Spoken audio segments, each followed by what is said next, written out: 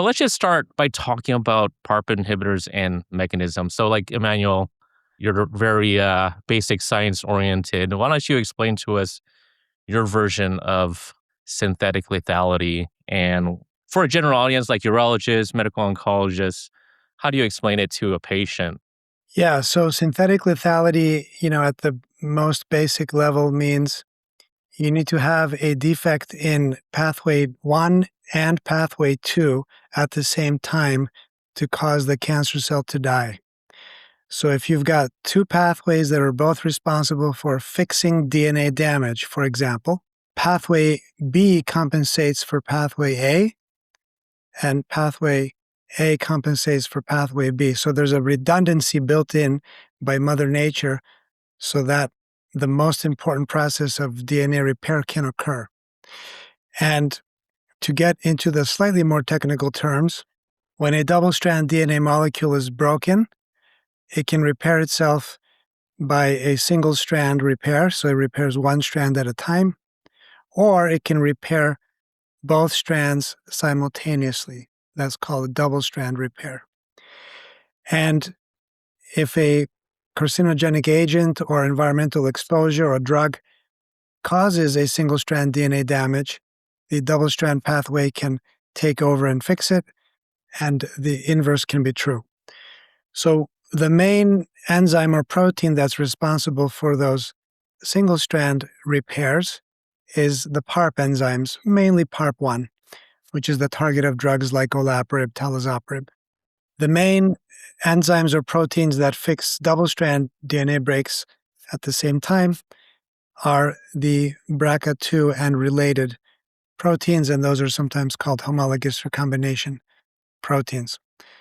So you need to cripple both pathways to kill the cancer cell. The way that the single-strand repair pathway is crippled is by the pharmacological inhibition with the drug, in this case, PARP inhibitor.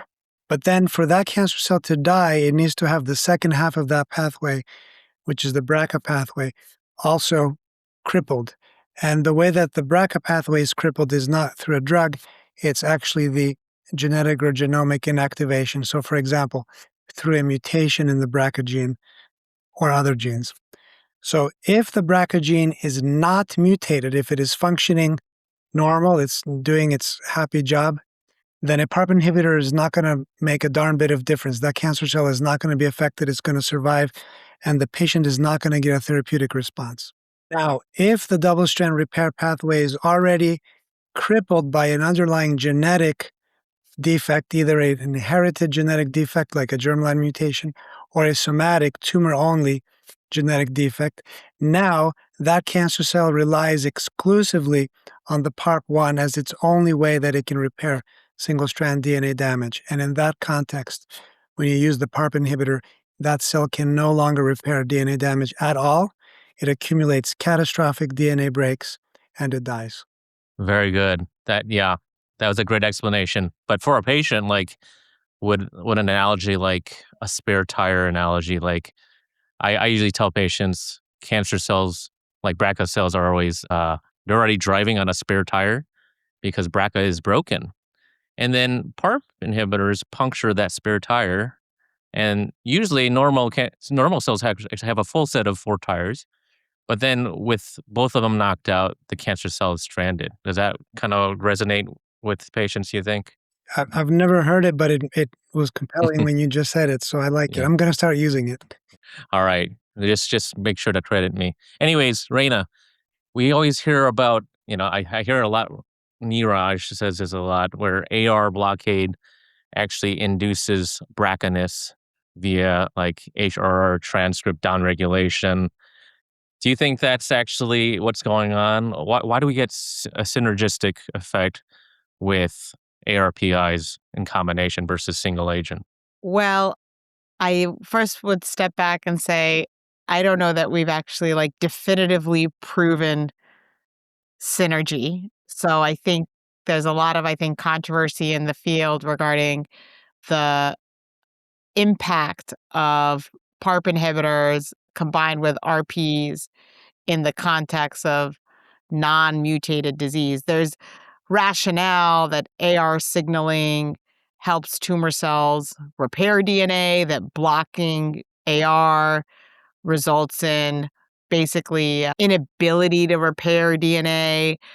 So I think there's this rationale around that, but I think there's a lot of, I don't think we have like robust data that actually totally proves that synergy. Yeah, I agree. It's all hypothetical, and these trials, these 4 trials specifically, have shown some conflicting results clinically too. So it's really hard to really piece that together. I mean, Emmanuel, like, what about if the mechanism actually is inducing BRCA? Should the combo work differently or better with one ARPI versus the other, such as like Abby versus Enza? You think there's like a difference in how you match it up? I don't think there's a clinical difference. In the preclinical papers, the androgen receptor antagonists like enzalutamide had a more profound effect on diminishing HRR function when the AR was inhibited, as opposed to a synthesis inhibitor. But I really don't think we know in humans. I think that the reason for the trials having different results, which we'll talk about soon, may not be due to synergy mechanisms, but trial designs, doses used, side effect profile that may not allow the patient to maintain dose intensity for as long as the other trials, for example, and also drug-drug interactions between the particular RP used and the particular PARP inhibitor used.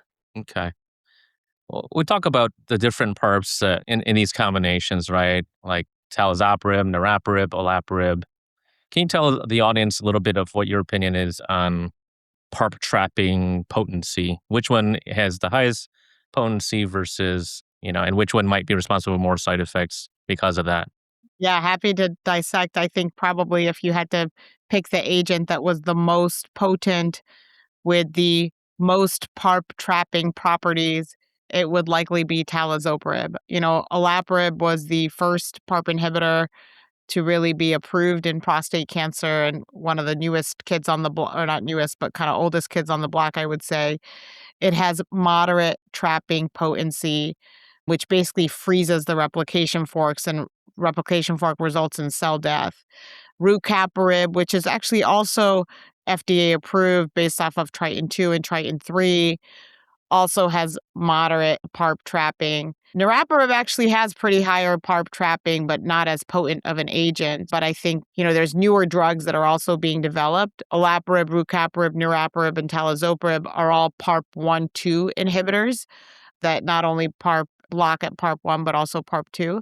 There are now selective PARP 1 inhibitors that are being developed, namely saruparib, which is actually being tested in several large phase 3 trials across the treatment landscape.